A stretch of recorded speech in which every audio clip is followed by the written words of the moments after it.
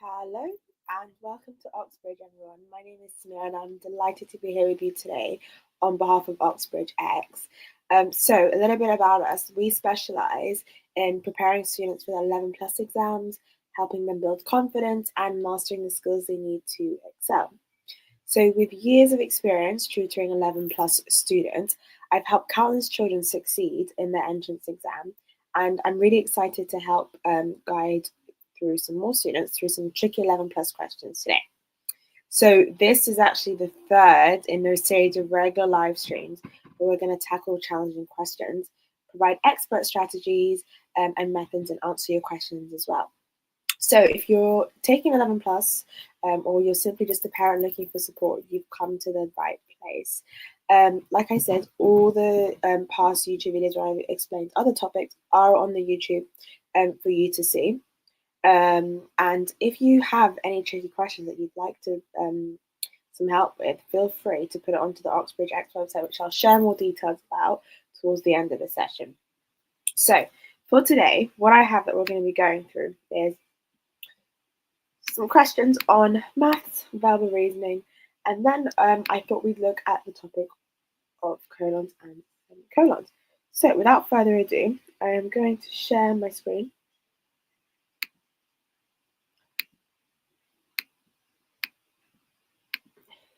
Right.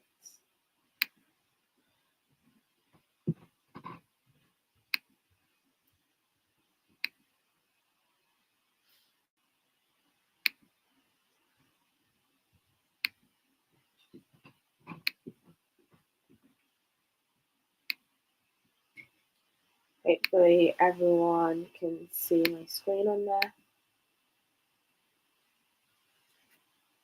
Perfect. So the questions I've handpicked today are questions from previous 11 plus exams, and they're just randomly selected. And what I'm going to do is I'm going to go through some of the exam techniques that I normally teach my students when they're doing this exam. And some of the topics, like I said, they are I do normally spend an hour teaching various topics. So you might not understand the technical, but please feel free to use the chat box and ask any questions you have, and I will answer them all accordingly. Right, so let's get started. So, alphabetical codes. So, find the pair of letters that complete each sentence in the most sensible way. Use the alphabet to help you. Now, when we're doing alphabetical codes, there are some rules that you're going to need to learn. So, you've got the progressive, which is basically when the code goes step by step. So I'll go through each one and explain to you whether it's progressive, what type of rule it is. But you've got progressive, which basically means that each letter, so K to N, is moving by one each time, right?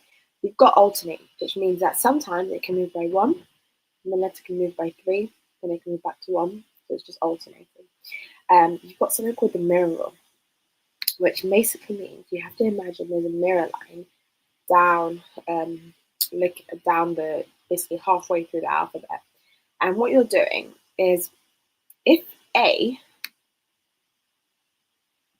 was reflected, Z would be mirrored to A. Same thing. If I had, for example, J, well, what's the reflection of J? If it's 1, 2, 3, three lines from the middle, 1, 2, 3, Q would also be the mirror of J. That's the mirror rule, right? And you need to look out for these things. The best thing to do when you're approaching alphabetical codes and sequences is to find out what rule is applicable first. So I've talked through progressive, I've talked through alternate, I've talked through mirrors. The other one is odds and even. What odds mean is that, for example, it's jumping by 1, and then 3, and then 5, and then 7. So as you can see, it's going through the odd numbers. And then obviously, very self-explanatory, even numbers means it's going 2, 4, 6, 8. Now, I know that's a lot of information, but it will make sense when I show you some questions. So let's go for the first one. CS is to Fn as Hx is to what? Right. The first thing to do, let's rub out all those scribbles I've done, is just have a look. Just have a look It's C to F, right?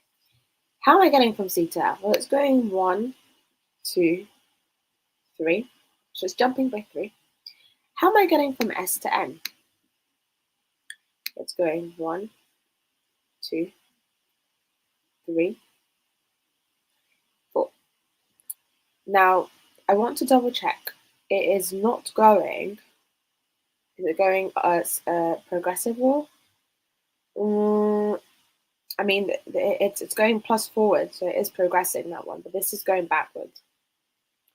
Right, is it mirrored? It's not mirrored because the mirror for C is not F. And the mirror for S, is it N?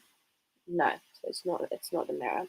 This can't be odd and even either because that's C to F is 1, 2, 3, and then S to O's, so S to N, sorry, is simply going 1, 2, 3, 4, 5. 1, 2, 3, 4, 5. So yeah, it can't be that. But I'm going to apply the same rule from C to F as to H to find the first letter. So remember we said C to F was plus 3. I'm going to write that down. So the first thing I'm doing to H is plus 3. So 1, 2, 3. That leaves me with K. I can start to rule out anything that doesn't start with a K. So I'm going to rule out S, then I'm going to rule out LR. Now we said, didn't we, S to N was going backwards 1, 2, 3, 4, 5.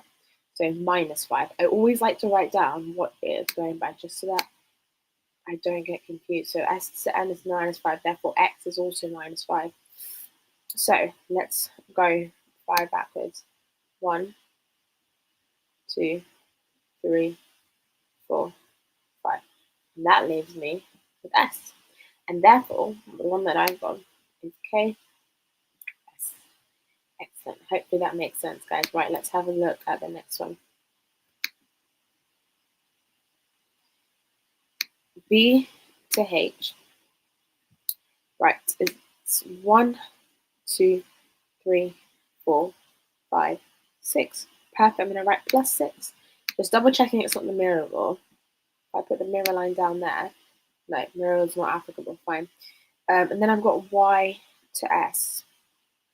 I've got 1, 2, 3, 5, 6. I'm jumping 6.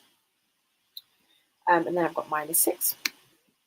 Again, I'm going to apply the same rule to C to X, C and X. So I've got, I'm going to change the color actually. There's too much red on the page, isn't there? So same thing. H, I'm going to go 1, 2, 3, 4, 6. I've got N. Right. Oh no, beg your pardon. I'm supposed to start with C. Sorry. Hopefully someone noticed that. So what have I done wrong there? I was supposed to start from C. So from the blue one. C. 1, 2, 3, 4, 5, 6. Excellent, that ends on I. I'm going to rule out everything that doesn't end in I. Rule out this one, rule out that one. Then I've got IT and IR left. And then we said minus 6 for the second letter in the pair. So X minus 6 is 1, 2, 3, 4, 5, 6. Perfect. And that leaves me with I R. Amazing. Let's skip number 3 and go straight to number 4.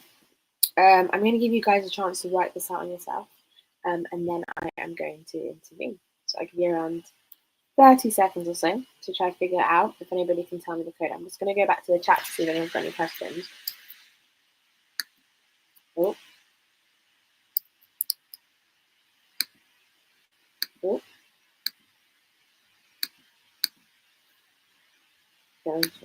So as I'm looking in the chat, you guys can start figuring out what the question could be.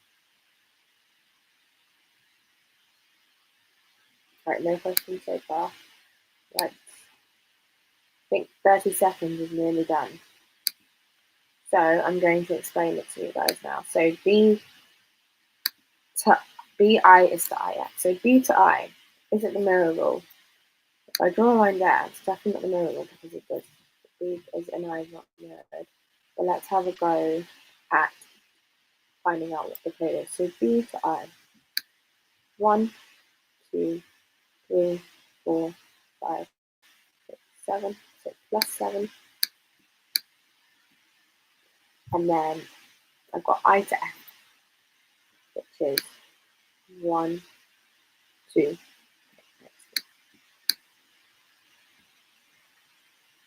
So plus 7 and minus 3 to the second letter. So plus 7 in M is 1. Oh, I'm going to change the colour. I don't confuse myself. I'm going to change it to purple. It's 1, 2, 3, 4, 5, 6, 7, 2. Then roll that in. Let me have a T in it. So bye bye this one. Bye bye. Bye bye. And then minus 3. So minus 3 to T. 1, 2, 3. T, Q. Wow, that was easy peasy, wasn't it? It does get much harder than that. I've seen way more harder questions than alphabetical codes, but you will start to see alphabetical words, and that's basically a longer word, and you'll have to figure out the code to that. I'm trying to ease you guys into it, right? Perfect. So let's move on from this. Like I said, it does get challenging more than this, and maybe you've come across some of the questions, alphabetical codes or sequences that are much more harder than this.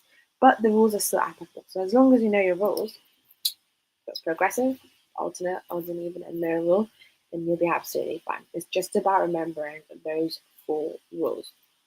Amazing.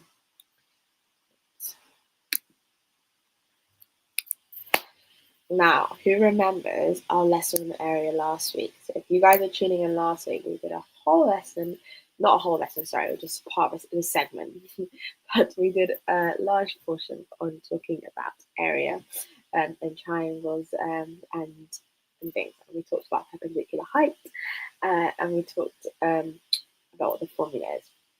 So if you guys remember, maybe you can put it into the box below what the answer is.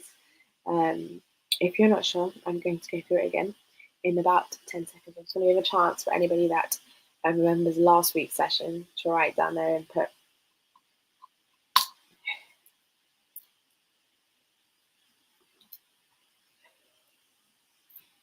Right, I'm going to spoil it for you.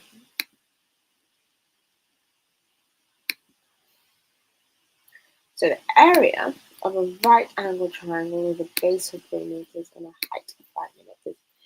Now, I talked about trying to underline the important lines, and what I've done is definitely not underline the important things. I've just drawn lines all over. So what you want to do strategically is get your pen, or pencil, whatever you're using, and underline the important things. So you've got an area of a right angle triangle, base of 3, and a height of 5 meters. Now, I don't know about you guys, but I really need to visualize, especially if I'm writing shape, I need to visualize what the shape looks like. So I'm going to draw the shape. So I'm not going to draw accurately, it's not to measure, but the best I can. So base of 3, height of 5, so slightly longer, and then down below. It's right angle triangle, so that would be the right angle there.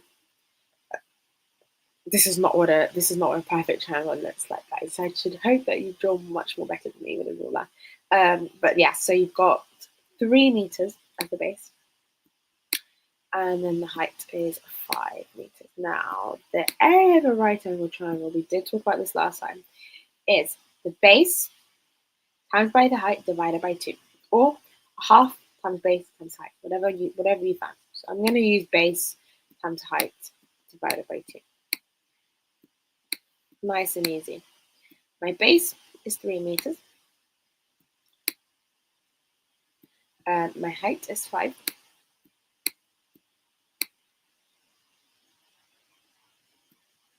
Times that together, 3 times 5 is 15. Now I need to divide that by 2. So 15 divided by 2. Divided by 2. Now, what do we know about this? It's definitely going to have a remainder. because 15 doesn't go into 2, does it? No. So it actually only goes in 7 times. So the answer would be 7.5. Now, if you wanted to work out how I did this, you'd have to do long division. So you just simply go 15 divided by 2. Well, it goes in 7 times, remainder 14. And then remainder 1. Decimal number. Add the 0. 10 divided by 2. It's 5. 7.5. Now, I can't leave it like that, guys. What's wrong with that? It's area. So I have to put 7.5 meters. And if you remember from last week, it's always squared when you're doing area. Now, dividing numbers like this and getting decimal number is a different topic. So perhaps in one of the live sessions, I will go over this, because normally what students tend to do is 15 divided by 2, well, that goes in 7, remainder 1. But actually, when we're doing 11 plus exams, that wouldn't be the appropriate answer. It'd be actually 7.5. And the way you go about doing that is actually long division. So like I said, it's a very much longer topic. So we'll save that. And I'll go to I'm actually going to skip. I'm going to go to averages now. I'm going to skip this because I really want to go to English, guys. But so work out the mean. Now, does anybody know how to work out the mean? I'm going to give you around 30 seconds to figure out how you work out the mean.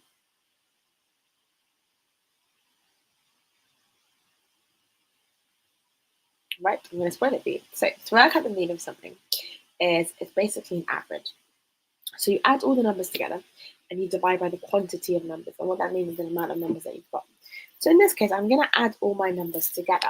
So I'm going to add 5 plus 12 plus 8 plus 10 plus 5 plus 8, which should give me 48. But just double check. Don't be like me, don't do it in your head, do it in a long method, long addition if you have to. So 12 plus 5 is 17, and then 17 plus 8 is 25, 25 plus 10 is 35, 35 plus 5 is 40, and then 40 plus 8 is 48. Amazing. Now, like I said, it's always the total divided by the quantity. So there's 1, 2, 3, 4, 5, 6. 48 divided by 6 is equal to 6. Nice and easy, right? Sorry, not 6. It's been a long day. 8. Amazing. So the answer for the mean would be actually the 8. Yeah. So remember, mean is just the total divided by the quantity of numbers. So the quantity being how many numbers you've got. Right? Now, a little bit challenging. Now, the question says another number is added to the list. 5, 12, 8, 10, 5, 8, question mark. The new mean is 7. What number was added to the list? So, like I said, it's the total divided by the quantity. Now, I know the quantity, right? Because the quantity is just how many numbers there are. 1, 2, 3, 4, 5, 6, 7. So the quantity is 7. And the mean, I think, that's given to me is 7. Now, easy peasy. We can just do the reverse operation, right? To find the top number, well, we know that the top, if I was to reverse that, it has to be 7 times 7, which is what? Does anyone want to tell me in the box? 7 times 7. Put it in 5 seconds. 49. So the top has to add up to 49. Does our top add up to 49 now? Let's have a check. So we've got 12 plus 5 is 17. Plus 8 is 25. Plus 10 is 35. Plus 5 is 40. Plus 8 is 48. Well, it doesn't add to 49, does it? But what do we need to get to 49? We simply need 1, right? Because 48 plus 1 is 49. And if you just want to double check, what you can do, guys, is add up all the numbers together, divide by 7, see if you get 7, right? So let's do that. So 5 plus 12 is 17. 17 plus 8 is 25. 25 plus 10 is 35. 35 plus 5 is 40. 40 plus 8 is 48. 48 plus 1 is 49. And then last but not least, 49 divided by 7, which is the quantity of numbers that we have, is 7. All you're doing is the reverse. And that question is very, very popular in 11 plus exam. So make sure that you, when you come across this question, you just don't panic. It's just the reverse operation. Yeah, as long as you know the mean formula, you're going to know how to work this out. Amazing. Now, before we go on to conclude the lesson, I really wanted to go over semicolons and colons. So, semicolons and colons are very important because they come up in your English exam. If you're doing creative writing, which I presume most of you are, I can see that someone has commented, is the answer CR base sounds? I probably need to find the numbers that content numbers. Excellent, very good job. I didn't get to see your comments, unfortunately, but yes, you're absolutely correct. Amazing. Love to see that people are engaging. But yes, so let me show you semicolons and colons, and maybe person who's been commenting can tell me a little bit about what they already know about semicolons and colons. Start us off. So I'm just going to share my screen.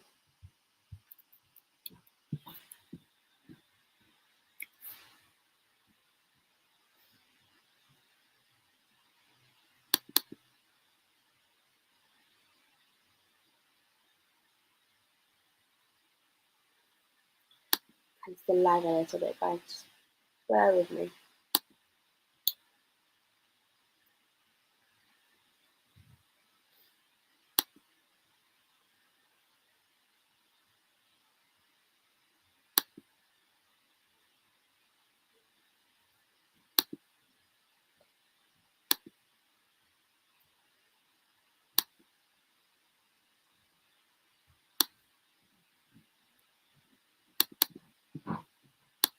I think semicolon is to combine two main clauses together. Amazing, well done, great job. And then what colon is used to introduce a list, not just to introduce a list. Why else is it used? But yes, you're on to a very good start. Very, very good start. Why else is it used? I'm going to share my screen, and thank you so much for the person that's been commenting that has given it away. Yeah, so she's actually taught the lesson. She's told you what semicolons and colons are. So the colon obviously looks like this. We've got two dots above one another. And what's it used for? So as my commentator lovely said for me, it is used to introduce a list. So it often comes before the list. So for example, you will need to bring these things to the party. Some food, something to drink, and a small gift for the host, right? Very self-explanatory. Now, why else is it used? A colon is also used to introduce an explanation, a definition, or a quote. Okay, so for example, I'll tell you what I'm going to do. I'm going to quit. So for this one, guys, is that an explanation, definition, or a quote? That's an explanation because she's telling you what she's going to do and she's giving you an explanation to it. So where would the colon go before the explanation? It'd go, right, I'll tell you what I'm going to do. What is she going to do? I'm going to quit. She's explaining she's going to quit. So the colon comes before that. Now, next one. Elephant, a large grey mammal. Is that an explanation, definition, or quote? Well, that's actually a definition because it's telling you what an elephant is. So the elephant, colon, a large grey mammal. Excellent. And the last one, in scene 5, Romeo states, Juliet, I love you. So this is from Romeo and Juliet. But that is a quotation. And how do I know it's a quotation? People always ask that question when they're doing 11 plus because it's got the quotation marks. It's got these two. What we know is they're not the speech marks. People always get it confused with direct speech marks. It's not speech marks. It's quotation marks. When you extract something from a book, you always need to put quotation marks. That's actually quotation marks because those aren't the person's original words. It's come from the book. And then it's introducing the quote. So the quote starts there with the quotation marks. No longer goes there. Hopefully that makes sense. Now, why else is it used? The colon is also used to isolate a point for emphasis. Now, I always see this one come up in the 11 plus exam. Not the explanation, of course, but I see a question like put colons in, and then the type of sentence that they give you is isolating a point for emphasis. Now, that's a really important thing to make sure that you don't put any other form of punctuation than a colon for that one, because you're emphasizing something. Now, let's do this one. There's only one word I can use to describe that. Fabulous. What word are they emphasizing, guys? Fabulous. And therefore, the colon uses before that. Yeah. Almost like a pause. It's almost like you want to highlight that word fabulous. Right? Hopefully that makes sense. Let's go on to the next one.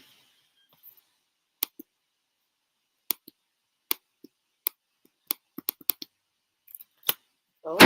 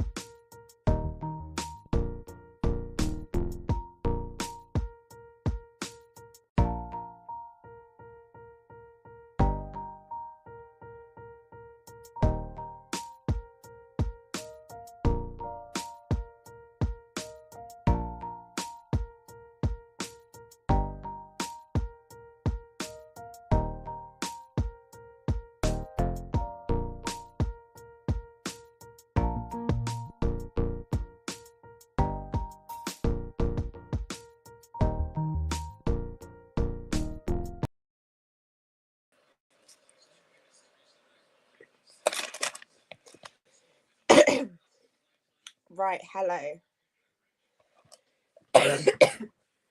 Hopefully everyone can hear and see me. Sorry about the technical difficulties, guys. Computer decided to give up on me. So, as we were saying, we were going through semicolons. I've had to switch devices. So I'm not entirely sure how well this has worked, but maybe you guys can help me out if I can. Right.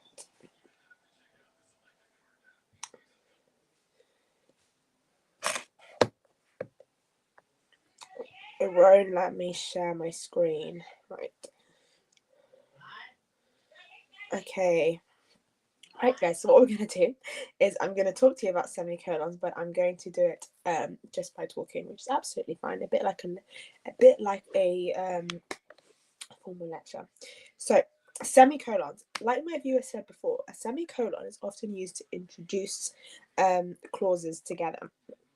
Okay, and often used to join connected clauses. So, for example, right, if I have Mary drives a Mercedes, Joe drives a Volvo, well, I need a semicolon to separate that. right? How do I use a semicolon to separate that? Well, Mary drives a Volvo and Joe drives Mary drives a Mercedes and Joe drives a Volvo. Those are two separate clauses because they make sense on their own. If I was to say Mary drives a Mercedes, that's a sentence that completely makes sense on its own, right? And if I was to say Joe drives a Volvo, that's a sentence that also makes sense on its own. Now, if I want to join those clauses together, I'm going to do so using a semicolon. So the semicolon is going to go right in the middle, right? Now, if I had Mary drives a Volvo and, I don't know, Joe goes to town, are those connected clauses? No. Could anyone in the comments tell me why that's not a connective clauses? I'll give you 5 seconds. Why would that not be connected clauses? Mary drives a Mercedes and Joe goes to town. Why are those not connected clauses?